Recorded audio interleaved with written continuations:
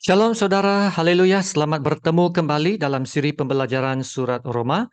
Kiranya kasih karunia dan damai sejahtera melimpahi Anda oleh pengenalan akan Allah dan akan Yesus Tuhan kita. Amin. Kita sambung bab 12 ayat 17 hingga ke 21 dengan tajuknya dari lawan jadi kawan. Mari kita baca ayat 17. Janganlah membalas kejahatan dengan kejahatan. Lakukanlah apa yang baik bagi semua orang, sedapat-dapatnya. Kalau hal itu bergantung padamu, hiduplah dalam perdamaian dengan semua orang. Saudara-saudaraku yang kekasih, janganlah kamu sendiri menuntut pembalasan, tetapi berilah tempat kepada murka Allah. Sebab ada tertulis, pembalasan itu adalah hakku. Akulah yang akan menuntut pembalasan, firman Tuhan. Tetapi jika seterumu lapar, berilah dia makan. Jika ia haus, berilah dia minum. Dengan berbuat demikian, kamu menumpukkan bara api di atas kepalanya. Janganlah kamu kalah terhadap kejahatan, tetapi kalahkan kejahatan dengan kebaikan. Demikianlah firman Tuhan. Dalam bab 12 ini, Paulus telah mengajar kita bagaimana kita harus hidup dalam kasih. Kasih itu harus wujud dalam semua perhubungan sesama manusia. Itulah tema utama yang Paulus coba sampaikan tentang kasih.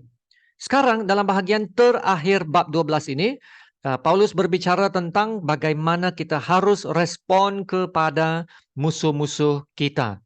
Yang pertama, Paulus berkata, janganlah membalas kejahatan dengan kejahatan. Lumrahnya manusia akan melawan balik kalau orang berlaku jahat terhadap kita. Inilah cara pemikiran manusia. Tak adil kalau selalu dikacau oleh orang itu. Jikalau orang kritik kita, kita tak boleh diam. Kita kritik balik. Ya, sebab kita tak boleh mengalah.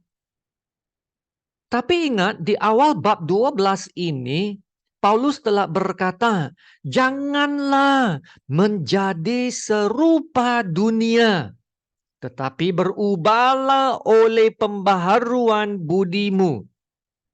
Saudara, haruslah jelas di sini, Paulus bukan berbicara tentang keadilan dan penghakiman, tetapi tentang pembalasan, revenge, yaitu membalas kejahatan dengan kejahatan.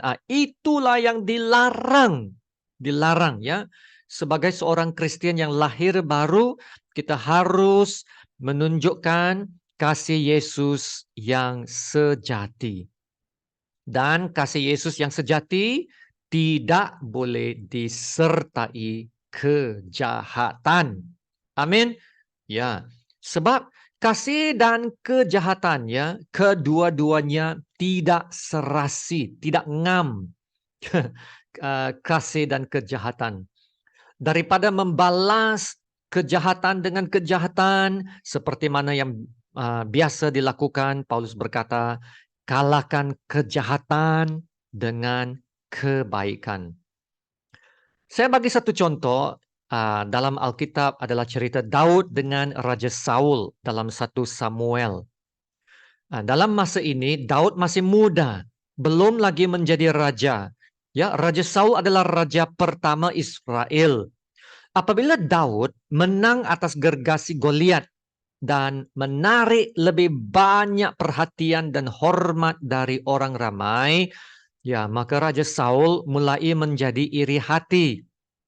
Lebih-lebih lagi lah apabila Raja Saul tahu bahwa Daud telah dipilih untuk menggantikan Raja Saul. Dan ini terjadi apabila kehidupan Raja Saul mulai merosot. Dia tidak taat menuruti perintah Tuhan. Dia berdusta. Dia mempersembahkan korban yang tidak berkenan kepada Tuhan. Ya. Maka Tuhan pun menolak Raja Saul. Dalam 1 Samuel bab 15 ayat 28 berkata begini. Kemudian berkatalah Samuel kepadanya, Tuhan telah mengoyakkan daripadamu jabatan raja atas Israel pada hari ini dan telah memberikannya kepada orang lain yang lebih baik daripadamu. Maka apabila Raja Saul mendapati bahwa kerajaannya akan diberikan kepada Daud, dia mulai menaruh perasaan benci terhadap Daud. Kebencian Raja Saul begitu dalam sehingga Raja Saul mau menyingkirkan Daud dengan membunuhnya dengan apa jua caranya. Ya, Daud terpaksa melarikan diri, ya, hidupnya menjadi seperti pelarian, refugee. Dan Raja Saul dan tenteranya mengejar Daud kemanapun ia cuba menyembunyikan diri. Ya, Daud tidak dapat hidup tenteram selagi Raja Saul mengejarnya. Ya, 2 kali Daud ada kesempatan untuk membunuh Raja Saul. Apabila Raja Saul berada dalam gua sedang tidur berehat, Daud hanya perlu keluarkan pedangnya, ya, dan menusuk hati Raja Saul, dan dengan itu memberhentikan segala kesusahan yang dialami Daud. Daud boleh berhenti lari sudah, ya kan? Lagipun pengikut Daud yang bersama Daud pada masa itu yaitu Abisai berkata kepada Daud dalam 1 Samuel 26 ayat 8. Lalu berkatalah Abisai kepada Daud, pada hari ini Allah telah menyerahkan musuhmu ke dalam tanganmu. Oleh sebab itu izinkanlah kiranya aku menancapkan dia ke tanah dengan tombak ini. Dengan 1 tikaman saja. Tidak usah dia kutancapkan 2 kali. Wow. Dari semua sudut manusiawi, apa yang dikatakan oleh Abisai itu munasabah. Matikan musuh yang cuba membunuh Anda. Selesai. Tapi Daud berkata dalam ayat yang seterusnya. Dalam ayat 9 dan 10. Tetapi kata Daud kepada Abisai, jangan musnahkan dia. Sebab siapakah yang dapat menjamah orang yang diurapi Tuhan dan bebas dari hukuman? Lagi kata Daud, demi Tuhan yang hidup, niscaya Tuhan akan membunuh dia. Entah kerana sampai ajalnya dan ia mati. Entah kerana ia pergi berperang dan hilang lenyap di sana. Daud tidak berlaku jahat terhadap musuhnya Raja Saul. Sebaliknya, Daud menyerahkan hal itu kepada Tuhan. Nah, itulah maksudnya, janganlah membalas kejahatan dengan kejahatan. Lakukanlah apa yang baik bagi semua orang. Amin. Dan selepas ayat ini, Paulus berkata, sedapat-dapatnya kalau hal itu bergantung padamu, hiduplah dalam perdamaian dengan semua orang. Ya saudara, daripada membalas kejahatan dengan kejahatan, Paulus mengatakan, hiduplah berdamai dengan semua orang. Kalau kita melawan kejahatan dengan kejahatan, maka kesan perbuatan jahat itu akan tetap ada. Kita tidak mau menghasilkan buah kejahatan, tetapi kita mau menghasilkan buah yang baik. Berdamai, ya, berdamai dengan semua orang. Ya, saya mengaku bukannya senang untuk berdamai atau menenangkan hati orang yang marah atau coba mengubah hati orang yang berniat jahat. Ya, Tapi inilah yang Paulus katakan, ya, beri perhatian di sini. Sedapat-dapatnya kalau hal itu bergantung padamu. Yaitu Anda yang mengambil inisiatif dulu untuk berdamai. Bermula dengan Anda. Sedapat-dapatnya. Kalau hal itu bergantung padamu. Ya, Anda ambil langkah pertama untuk berubah. Anda yang berubah. Sekarang bergantung kepada Anda saja melakukan apa yang baik. Ya saudara, kita tak boleh mengubah hati orang lain, tapi kita boleh mengubah kelakuan kita. Seperti Daud, dia tidak bertindak melulu, tidak mengikut perasaan hati, atau mendengar dorongan Abisai. Dia tidak mengambil penyelesaian yang paling singkat. Itu bunuh sajalah Raja Saul. Tidak. Dia mengawal diri. Maka apa hasilnya? Dalam 1 Samuel 26 ayat 21, lalu berkatalah Saul, "Aku telah berbuat dosa. Pulanglah, anakku Daud. Sebab aku tidak akan berbuat jahat lagi kepadamu. Karena nyawaku pada hari ini berharga di matamu. Sesungguhnya perbuatanku itu bodoh dan aku sesat sama sekali." Amin. Ya saudara, perbuatan baik Daud telah menyadarkan Raja Saul, dan sekurang-kurangnya Raja Saul telah memberhentikan perbuatan kejahatannya untuk sementara waktu. Ya saudara, sedapat-dapatnya. Kalau hal itu bergantung padamu, hiduplah dalam perdamaian dengan semua orang. Ya saudara, bergantung padamu. Yaitu kita yang berubah, kita yang berusaha untuk hidup dalam pendamaian. Panggilan kita saudara sebagai murid Yesus adalah untuk menunjukkan kasih Yesus. Menunjukkan kasih Yesus yang sejati kepada semua dan menjadi pendamai, ya, yaitu peacemaker. Dalam 2 Korintus 5:18 berkata, "Dan semuanya ini dari Allah, yang dengan perantaraan Kristus telah mendamaikan kita dengan dirinya, dan yang telah mempercayakan pelayanan pendamaian itu kepada kami." Haleluya. Ya saudara, ingatlah, kita dahulu juga musuh Tuhan. Selalu menolak perintah Tuhan. Kalau Tuhan mau membalas kejahatan dengan kejahatan, Tuhan boleh saja menolak kita dan melenyapkan kita, kan? Tapi tidak. Tuhan menunjukkan kebaikannya. Wow. Dan melalui belas kasihannya, kita diselamatkan.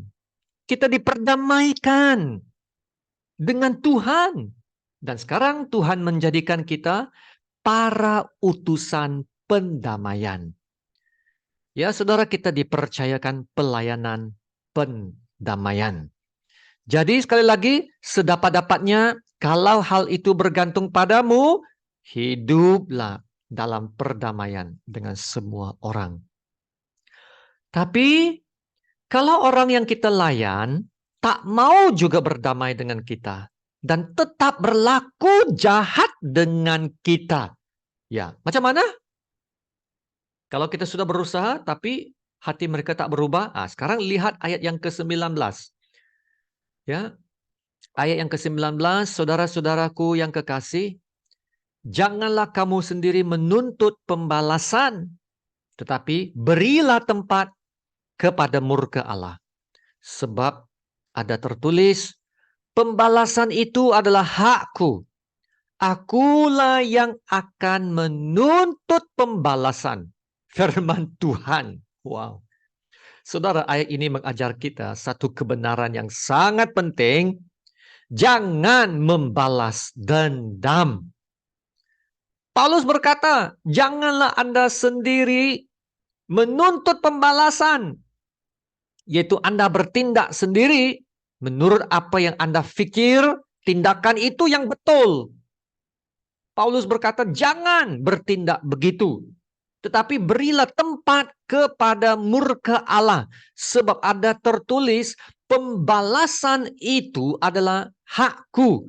Ya, ditulis di mana? Mana ada tertulis? Yaitu di Ulangan 32-35. 32-35 itu. Maksudnya, pembalasan adalah penghakiman. Dan penghakiman adalah hak Tuhan. Bukan hak kita. Ingat ini. Kalau kita sendiri menuntut pembalasan, yaitu kita membalas dendam, maka kita telah mengambil tempat Tuhan. Kita telah meletakkan diri kita lebih tinggi daripada Tuhan. Kita telah mengambil alih peranan Tuhan menjadi sang hakim.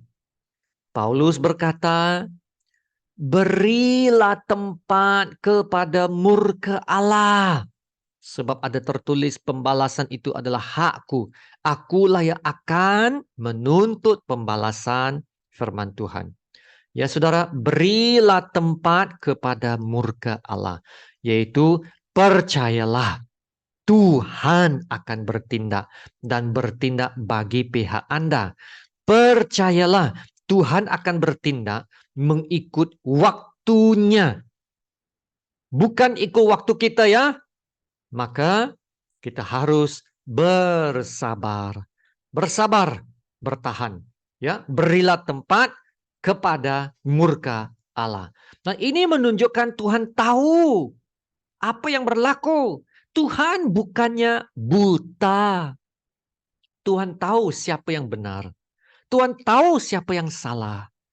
Dengan itu, kita harus percaya kepada Tuhan sepenuhnya. Bahwa dalam kedaulatannya, Tuhan tidak akan membiarkan kejahatan itu berlalu tanpa dihakimi. Maka jangan pula kita yang dihakimi karena berbuat jahat ya. Jangan kita sendiri yang dihakimi. Jadi apa yang perlu kita buat? Alkitab menunjukkan cara yang lebih baik untuk mengalahkan kejahatan, yaitu dengan melakukan kebaikan. Tetapi jika seterumu lapar, berilah dia makan. Jika ia haus, berilah dia minum. Dengan berbuat demikian, kamu menumpukkan bara api di atas kepalanya. Janganlah kamu kalah terhadap kejahatan. Tetapi kalahkanlah kejahatan dengan kebaikan. Ya, menumpukkan bara api di atas kepalanya. Yaitu menimbunkan bara api atas kepala. Nah, ia adalah suatu gambaran kesedaran yang timbul dalam hati seseorang yang melakukan kejahatan. Ya, karena tersentuh dengan kebaikan yang ditunjukkan kepadanya. Yaitu, dia yang melakukan kejahatan itu, dia menganggap bahwa dia akan dibalas kejahatan. Tetapi sebaliknya, dia dibalas dengan kebaikan. Ya, bukan dibalas dengan kejahatan, tetapi dibalas dengan kebaikan atas perbuatannya yang jahat itu. Dan dia tersentuh dengan kebaikan yang ditunjukkan kepadanya. Walaupun dia telah berlaku jahat. Ya, maka sekarang hatinya membara dengan hati yang bersalah atas kejahatan yang dia lakukan. Nah, itulah yang terjadi dengan Raja Saul. Daud membalas kejahatan Saul dengan kebaikan. Dalam 1 Samuel 26-21. Lalu berkatalah Saul, aku telah berbuat dosa. Pulanglah, anakku Daud, sebab aku tidak akan berbuat jahat lagi kepadamu. Ya saudara, begitulah juga yang terjadi dengan adik-beradik Yusuf yang telah berlaku jahat terhadap Yusuf. Ya, mereka memikirkan Yusuf akan membalas dendam, yaitu membalas kejahatan dengan kejahatan. Tapi tidak. Kita lihat Kejadian 50 ayat 15. Ketika saudara-saudara Yusuf melihat bahwa ayah mereka telah mati, berkatalah mereka, boleh jadi Yusuf akan mendendam kita dan membalaskan sepenuhnya kepada kita segala kejahatan yang telah kita lakukan kepadanya. Tidak, Yusuf tidak membalas dendam terhadap mereka. Sebaliknya Yusuf telah melakukan kebaikan yang jauh lebih besar daripada apa yang mereka dapat pikirkan. Itu dalam ayat 20 dan 21. Memang kamu telah mereka-rekakan yang jahat terhadap aku. Tetapi Allah telah mereka-rekakannya untuk kebaikan. Dengan maksud melakukan seperti yang terjadi sekarang ini. Yakni memelihara hidup suatu bangsa yang besar. Jadi janganlah takut. Aku akan menanggung makanmu dan makan anak-anakmu juga. Demikianlah ia menghiburkan mereka dan menenangkan hati mereka dengan perkataannya. Haleluya. Melalui kebaikan yang ditunjukkan Yusuf, Yusuf telah dapat menyelamatkan, memelihara hidup suatu bangsa yang besar. Ya saudara, itulah kebenaran ayat 21. Janganlah kamu kalah terhadap kejahatan, tetapi kalahkan kejahatan dengan kebaikan. Saudara, contoh yang terbaik adalah dari Yesus sendiri. Yesus telah dilayan dengan cara yang paling teruk sekali. Dihina, diejek, dicaci, diludahi, diolok-olokkan, malah ditelanjangkan. Tapi Yesus tidak buka mulut. Yesus tidak lawan balik. Macam manalah Yesus boleh bertahan terhadap semua penyiksaan yang terjadi atasnya? Jawabannya dalam 1 Petrus. Ketika ia dicaci maki, ia tidak membalas dengan mencaci maki. Ketika ia menderita, ia tidak mengancam. Tetapi ia menyerahkannya kepada Dia yang menghakimi dengan adil. Ia sendiri telah memikul dosa kita di dalam tubuhnya di kayu salib. Supaya kita yang telah mati terhadap dosa, hidup untuk kebenaran. Oleh bilur-bilurnya, kamu telah sembuh. Macam mana Yesus boleh bertahan terhadap semua penyiksaan yang terjadi ke atasnya? Petrus mengatakan, tetapi ia menyerahkannya kepada Dia yang menghakimi dengan adil. Yesus menyerahkan sepenuhnya kepada Allah Bapa. Yesus percaya Allah Bapa adalah adil. Dan Allah Bapa akan bertindak bagi pihaknya. Adakah Allah Bapa mengecewakan Yesus? Tidak. Yesus mati, tetapi 3 hari kemudian Yesus bangkit, dan dengan itu menyempurnakan keselamatan untuk manusia. Saudara coba bayangkan ini.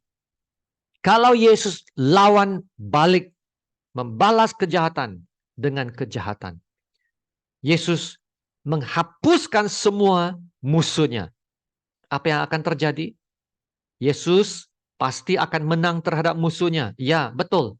Tapi Yesus tidak akan mengambil jalan untuk mati di kayu salib. Kalau Yesus tidak mati di kayu salib, maka hutang dosa manusia tidak akan dapat dibayar dan dihapuskan. Dan manusia akan tetap berada dalam dosa dan menuju kebinasaan. Jadi saudara, sadarlah, satu-satu caranya untuk menyelamatkan kejahatan manusia bukanlah dengan membalas dengan kejahatan.